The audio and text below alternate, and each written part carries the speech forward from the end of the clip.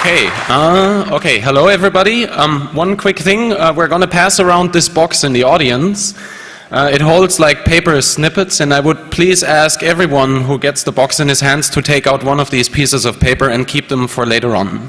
Thanks. We're gonna resolve what this is about in a bit. So, yes, my name is Daniel Schmidt. This is Julian Assange. We're here to make a short presentation about the WikiLeaks project. We have three major sections that we would want to talk about. We assume that most people have heard about what we're doing by now, so we don't want to focus too much on all the stuff that has happened, but rather talk a bit about what will happen in the future. So after a short introduction, we'll be talking about the next generation and some other things that are important. For those of you who have not been too familiar with our work yet, we are a platform that is, as we have been introduced, that is disclosing information that is in the interest of the general public, no matter if this information was supposed to be disclosed or not. We accept classified or restricted material only, or material that is otherwise legally threatened in its publication. We have an anonymous safe harbor, so we accept these documents anonymously. We have very strong mechanisms to protect the sources that we have, and we provide mechanisms by which we can provide these documents on an uncensorable way. So we are making sure that everyone gets access, no matter who is trying to suppress the material. We're doing this for various reasons. These are all documents that we publish, and all of these documents are part of all our historic record.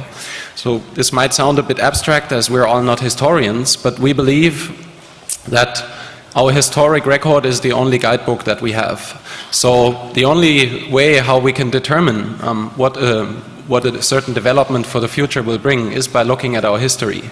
So it is very, very important, and we hope we can all agree on that, to preserve our historic record as detailed and as accurate as possible, especially in those cases where people are trying to suppress detail. According to the National, which is something that we are kind of proud, it's one of the last quotes we had, so the National has said that we have produced more scoops in our short existence than the Washington Post in the last 30 years.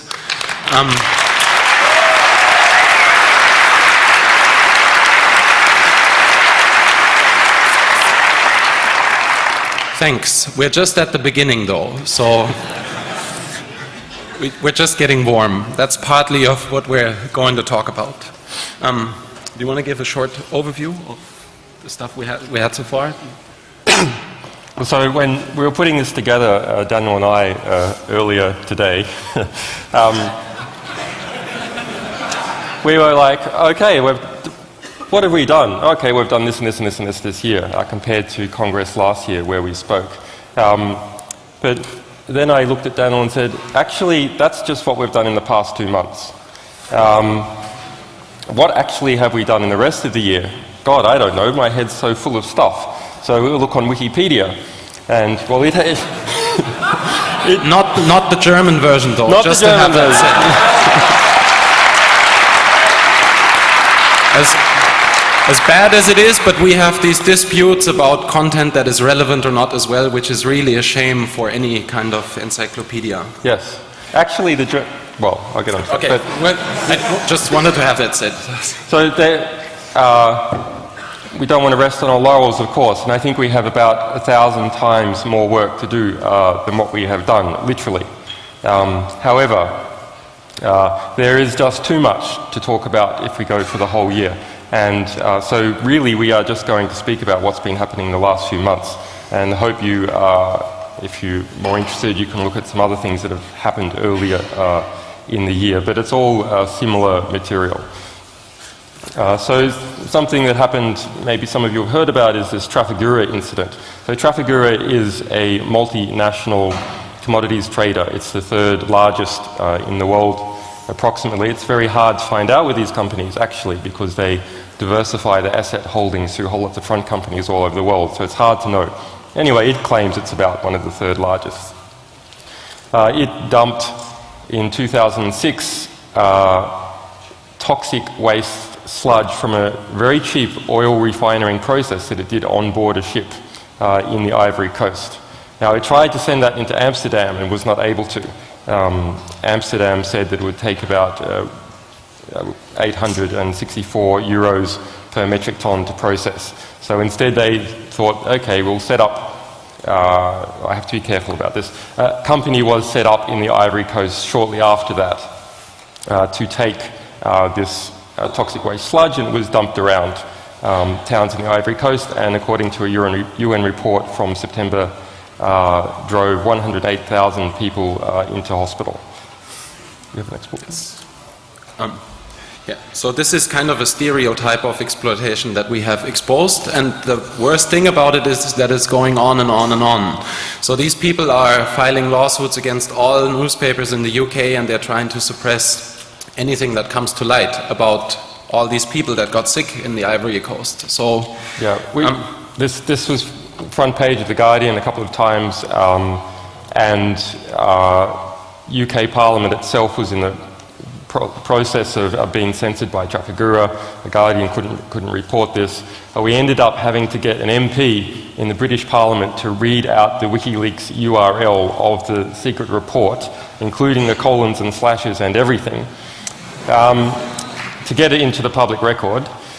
That did get into the public record, but and was quite well known for a period a month ago. But it's going on. So just 2 weeks ago, the BBC removed its investigative report, both the MP3 recording from BBC World Service and Newsnight, and their article. The Times has removed its content. The London Independent has removed its content. So this doesn't stop. There has been no entire victory of speech in the UK, but we still have the material. We're trying to mirror everything that gets removed from some other place. So, yes, another thing, most of the Germans here might be more familiar with this. We published a large quantity of the toll collect contracts. So this is a billing system for heavy vehicles driving on the German autobahns. It's a secret contract between a consortium operating this and the German government. We got a hold of 10,000 of around 17,000 pages in total. We published this. We are still waiting for the other 7,000 to turn up.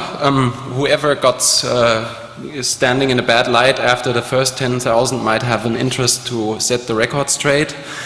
Also, just to make that a public record, we would like to ask the German government to come up with counterproof.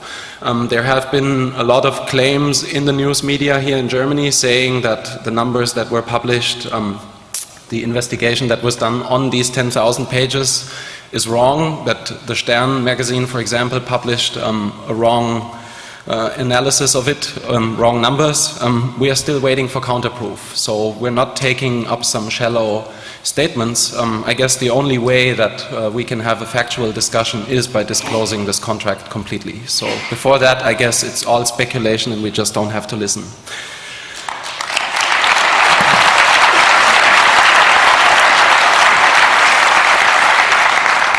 Yes, another second one, pretty popular in Germany, hopefully, because that is a very important topic, is the Kunduz report, the Feldjäger report, so to say. It's a report done by the German military, 40 pages long. It's classified. It was done as an investigation, or part of an investigation into a bombing incident in Afghanistan, in Kunduz, a bombing incident that was ordered by German military. So it is German military that is responsible for the carrying out of a bombing where civilians have died. From how much I understand German law, this is not in harmony with our constitution. That is something, it's a real problem. It's the story of a country that is in a military peace mission. And everyone in Germany, all the politicians, newspapers have discussed this at length, are avoiding to talk about the fact that we are in a war. They are saying it's just a peace mission. But this is the first time that we have proof that on order of German military, civilians have died. So we are actively in combat in Afghanistan, and it's about time